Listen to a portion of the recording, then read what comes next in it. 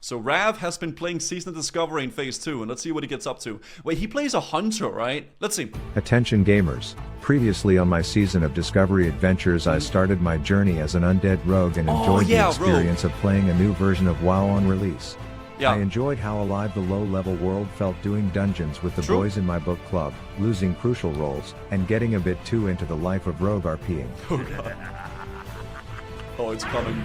I killed a goblin at the top of a watchtower which let me put rabies on my daggers, and then I teamed up with a guild full of degenerates to be the first on the server to clear the Black Fathom depths before raid logging for the next 16 eternities in preparation for Phase 2. Dude, is the endgame just raid Okay, logging? I'd like to start by addressing the twerking elephant in the room because you may notice I don't exactly look like the stealthing. He's a priest! Stab addict. Spawn camping. Yeah, he's a priest. Savage rogue I rolled in Phase 1, and that's because I discovered the priest. Something about the eternal struggle you are given between good and evil just felt so relatable. On one end you can yield the power of light, for example when you are waiting for one of those floating gazebos to take you to the land of the promoted cows and some tabbed out idiot has a case of the Mondays in front of you. Oof. Oof. You can be the almighty hero and bring him back to life. Oh! What a nice guy. Wait, he's playing an OP class now then. His priest is insane. In other totally not staged scenarios where a max level warlock is running away one shot from a grey mob, asking for help after you've already healed him like this is porno shoot caliber acting, only to then show his appreciation by trading you all his gold just like you scripted the scene out, you may start to lean towards the light. What? People recognize you and bow before you as you are fishing. They see a trustworthy priest who has chosen good over evil and kneeling and praying together bestows buffs on each other. The light means you are a buffer, a bubbler, a healer, a true team player. But the which other is hand... why I chose to go full shadow. Because when it's my turn to buff other bubble bitches I can't resist the urge to leave them on read. When they insist I show off how mature I am by using my character to simulate them singing into my pink karaoke machine until their mom sees what's happening on their game and unplugs their computer. Man. If Blizzard is going to give me a move where performing it incorrectly can actually get myself killed, you already know I'm going to get outplayed by a mage and then deny him the satisfaction of killing me, because I already did it myself. I'd like to introduce you all to Ted, Fred, and Hunter Biden because you are going to see a lot of these knee-nibbling sperm cells, and if you want to heal, you'll just have to ask another priest because I can't cast holy spells in shadow form, and so this is now the journey of Rav the Shadow Avatar. Wait, so he's already 40? Which began with getting stuck worse than a stepsister in a hole in Ashenvale. How? Yes, this is how it all started, and no amount of parkour was going to fix it. Oh my god. I tried attacking local Elwyn hotties hoping they would just put me out of my misery and I could get off my knees and res outside of this proverbial washing machine, but they didn't take the bait. I released Hunter Biden onto the local NPCs, but they bugged out when they saw I was in the Ashenvale black hole. I unironically put a disgraceful message in general chat that I'm not proud of, only for this situation to get even more embarrassing when the person who ended up— He's begging for people in general chat to kill him. That is... I don't know if that's the way to go about it. Maybe it's to say you need help or something. Responding to my shameful SOS was named Rat Syndrome. I tell him to bring alliance to me, but the directions are unclear, which is when I realized I could have just hopped out all along. Yep. Needless to say, I kicked that asshole because I'm a purple pill picker. Dude, Rav he's acting up, man. Kidding, I invited him back, which turned out to be a mistake. You see, when you have two players in a party where the first got stuck in a tree roots asshole for 30 minutes and the second apparently named his character after the first, they aren't exactly a killer combo in PvP. Yeah. I mean, mage and priest should kind of be okay, no? Oh, And after 20 minutes of getting my urethra smoked like a crack pipe, I gave in. Is this just the WoW experience, man? Defeated, embarrassed, and forced to go back to editing a shitty League of Legends video. Oh, dude, you know it's bad when he stops playing WoW to go edit a video about League of Legends instead. That's when you know it's real bad, dude. Oh, but this was the turning point in my journey. I prepared for Phase 2 like Lube prepares you to take it up the ass with all my runes discovered, maxed professions, Michelin star chef status, and no one needed to buy me fish because a man once taught me how, and if you thought I was done there, I'm a That's right, I sat in the Gulch of Warsong for 57 hours grinding reputation so that I could wear a purple quality bracelet at 40, which consisted mostly of RP walking around and essentially waiting for one of the 20 people in the lobby to capture the flag by himself once one team gave up. A true PvP experience. Dude, pre-mating is literally just 90% AFK because every single puck gives up. You know, so you just... It's kind of boring. I had 20 quests completed and more ready to be started in my bags to kick off the phase with just an XP bust a nut festival as I was literally ejaculating sweat out of my grubby gamer fingers. Dude, he's giga. But I wasn't doing this to speedrun to 40 and see how fast I could run out of things to do in this game. No, I was doing this so I could get ahead of the pack for the sole reason of being a grade A unkillable dickhead to every single alliance I ran into, to avenge the events of the Ashenvale slaughter I experienced that night with my supposed disorder by my side. It's a vicious cycle, guys. PvP is a vicious cycle, man. Just, you die, and you take out your anger on someone else. You see, I vowed from that moment on there is not a single alliance I would ever let walk by me without a fight. And while it may look like I was yelling demonic things to these losers as I killed them, from their perspective I was actually giving the best piece of advice I could give. Like this poor level 20 gnome has no idea that he shouldn't be in Ashenvale right now. He should be on step 30 in Red Ridge killing condors. That's a good segue into a sponsor. Could be safely leveling if she was following a guide that told her the most optimal place to level while also min-maxing professions along the way. That's because Rested XP is the best leveling guide made for WoW players. By WoW players, featuring the most optimal routes for all classes, races, genders, you name it, to the point where if you aren't using RXP, you are just wasting your time. That's smooth, yeah. Look at this human for example. A level 25 far from his hometown. If he was using RXP, he would know that he would be accomplishing his goals so much better if he was following these straightforward steps in Duskwood. But clearly this guy doesn't respect his own time, so I only had one choice to teach him a lesson. Dude, that's Rav! And the one thing most people don't tell you about Rested XP is that you can start using it today completely free. You just go to my link in the description, make a free account on their website, get the add-on, and boom. You won't be getting kicked off ships, you will be speed leveling with ease. Fair enough. That said, I mean, it's good for what it is. I know some people don't like it because it's a guide, but for what it does, it's really good. It's very good. If you want to have a guide that just tells you exactly what to do in an efficient way, it's good for that. Launch don't have to use it though. I also Questy's needed good to too. make some gold, and in light of Blizzard giving GDKP the shaft, I had a brilliant plan to make a fortune before the phase. You see, there's a quest in Ashenvale that causes you to plagiarize the work of 12 different authors and hand it in as your own to the teacher, so my devious plan was to control the market for one of these pages, buy it out and then resell it for a 2000% markup. It was a flawless plan and I could already envision checking my mail and seeing endless fortune. Yeah, this plan failed miserably, so if anyone has a need for 600 copies of specifically page 8, let me know. Bad investment. My launch was going well. I had completed my quests and I was on my way to the Kraal of Razorfen to visit Howard's infected cousins when we came across a group of Stormwind simps, and while I know I vowed to attack every alliance I came across, I was on a strict schedule and I had a fresh world buff, so I had to make a decision. Dude, god damn it, man, this guy, But once we got into the dungeon, we were set up for nothing but smooth sailing, like nothing was going to ruin my record-breaking pace.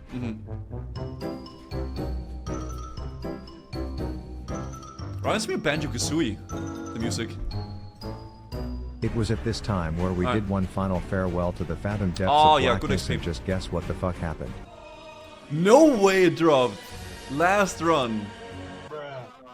Oof. That said, I quickly learned that on any fresh launch of WoW, the meta is to elaborately assemble a group of efficient killers and to look at the 10 weeks of content that Blizzard just released and to try as hard as you possibly can to run out of things to do after 10 hours by spamming the same dungeons over and over again so they can— Dude, that literally is WoW, man. Like, I swear to God, it's like people actually don't want to play the game, man. Like, something comes out and you just do the most efficient, boring thing you can do so you can just stop playing the game, man. Oh my God. To the raid and flex their What's wrong with us? And while I bet this makes for incredible content for viewers, I had my own plan, and that was to solo them myself, and the strategy was simple. I would gaslight torture Tommy #1 into thinking his own coworker slept with his girl. Oh, he's soloing it. I was thinking— He's soloing it, dude. I don't get the appeal with dungeon spamming. I don't like it too much. I really don't. I wish I didn't have to do it, but, you know, we ended up doing it because of some issues that we ran into in the open world. I hacked the system here until I realized I don't get experience if I make a scarlet shitter do all my work, and besides I didn't want to miss out on the true WoW experience in the open world. Oh shit. Is he gonna one-shot him? He's gonna one-shot him, right? Yep. Sure, dungeon spammers may be leveling faster, but you know what they aren't doing? Oh! Watching Ted, Fred, and Hunter Biden fucking knee nibble and Owen Hardy with res sickness to death. Not to mention the open world rivalries that are created during questing. For example, I was just in this Arathi asshole of a cave when I first met good old Lambard. Oh shit. I introduced myself by inflicting pain on him. He asked me to sit still and watch my shadowy sperm cell do work. He whipped out his bitch bubble, so I made like a German car manufacturer and said I'm outie. What? Long story short, round 1 ended with this little chode pally losing a rundown with those little legs, but this would not be the last of Lambard. Damn. You see, a few minutes later I finished a kill when I heard him fighting. Sure enough, he killed both Ted and Fred, leaving me with just Hunter Biden and this dude as baggage. Okay. But he fled deeper into the cave and would be cornered, which meant only one thing. Oh shit. He runs by mistaking me for a player who gives a fuck, and I call Ted and Fred out for their revenge.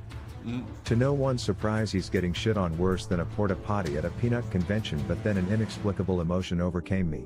In the final moments of his life, he was showing compassion to a fellow horde. I opened up my dark heart with remorse, willing to kneel and apologize for my violence. And that's where I learned a lesson. That no alliance will ever earn my trust again. Dude, I swear to God, man, there's so many times where I've done the same thing, man. I let some alliance player live. I don't touch them. They're low health. I skip them. And then a few minutes later, they come back with like a whole squad and then just destroy me. Oh my God, dude.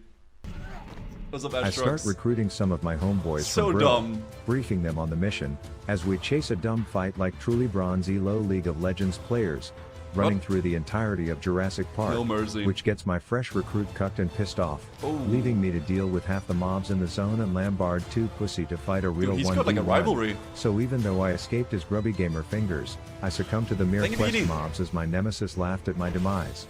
Oh no. Dude, that's PM. That's fucking PM. I tried to recruit more troops for the cause, but everyone was too busy speed leveling so that they could run out of Phase 2 content before the end of the first day to help me with a personal grudge, but I was too petty to be productive right now. Okay. I made a tracking macro to find this piece of shit. I started questioning his allies, agreeing to spare their lives if they tell me his location, and if anyone disobeyed they would have to feel my wrath. And the second one of them fought back. Guess who the fuck was right there? Oh shit. I invited every horde in the area, making them think this was just some measly min-maxing group effort of a kill quest, but in reality there was only one mission. Kill Lambard. Yep. Kill him. Oh shit.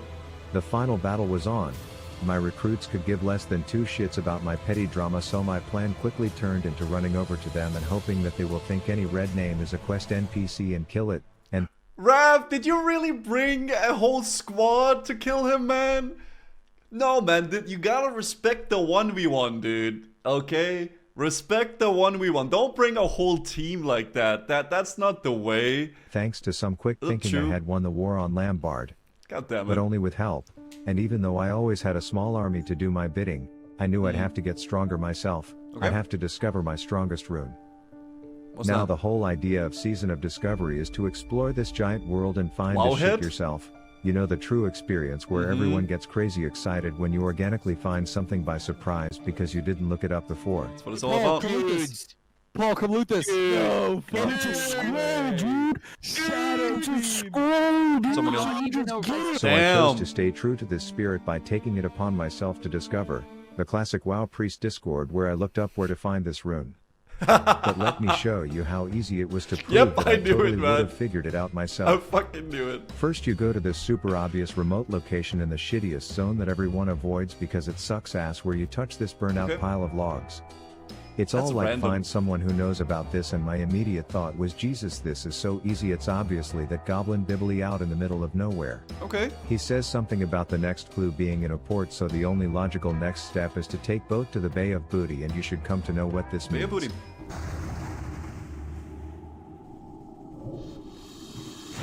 Bitch in Booty Bay is all like whoa whoa whoa buy me a drink first, so yeah, really easy to solve that puzzle if you are used to striking out with freeloading women in bars your whole life like. But she does put out. Like what? You play a survival variety game based on real world, and you do survival stream and call it I survived in the wilderness with only video game knowledge. You play survival variety games based on real world, and you do IRL survival stream and make a video called I survived in the wilderness. That'll probably be a good idea for content. Yeah, that'd be fun. Like, that could be a good idea for sure.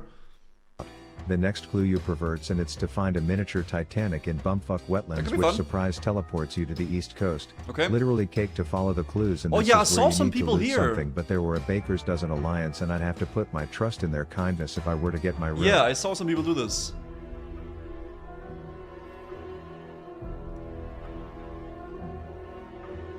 Rav? Rav?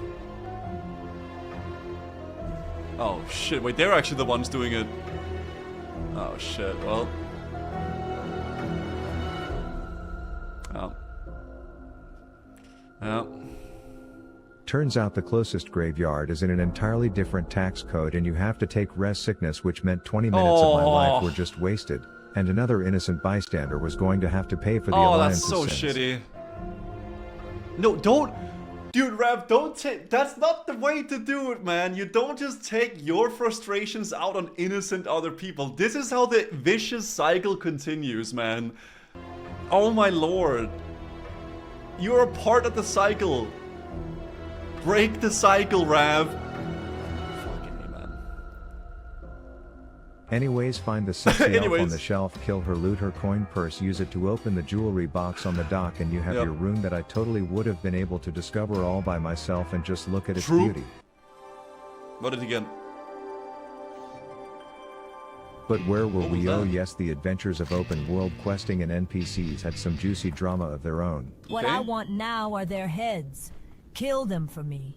I obviously was down to help a homegirl out with yeah. a small murder task, and when a thrall dick on his breath brethren was in the area, we grouped up for the hits. Okay.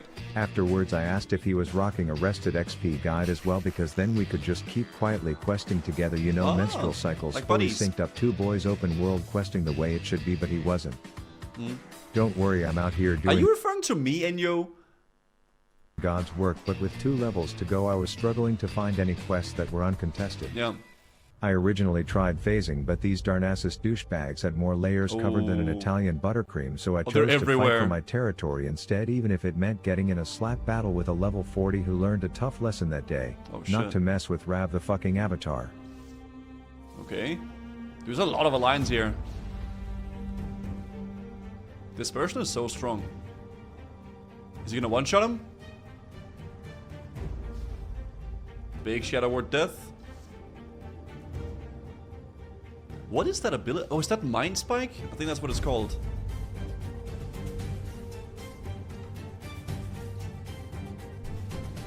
Oh god, the pushback is so rough. Like, and you may think I'm heartless, but I did have my moments. At one point I saw an underleveled hunter trying a quest that he would never be on at that level if he used a proper guide, and I remembered back to my own hunter days, so I decided to log a day of work at the Make-A-Wish Foundation and save him. Okay. Wow. We shared an unspoken bond, bowing at each other, saluting with respect, and a friendship among enemies was about to be born. Wow. Psych bitches, I killed him, dinged level 40 and unlocked the full potential of the dark side I chose. Bro, but of really? All the ruthless killing, some of my biggest problems were with my own ranks, contesting quests, failing to help, and the power of darkness had me craving their blood as well. I just needed to find a way. Announcing the commencement of the annual purge, commencing what? With the siren. Oh, the blood moon! Crime, including murder. Holy shit! 12 continuous hours. May God be with you all. Dude, that's a good. Oh. Damn! That was a good video. I like that. I like his storytelling a lot, like the way he goes through it, man. He has really truly become a real classic WoW player, man. Taking out all his anger and his frustrations on other players, you know? Because that's what it's all about, isn't it?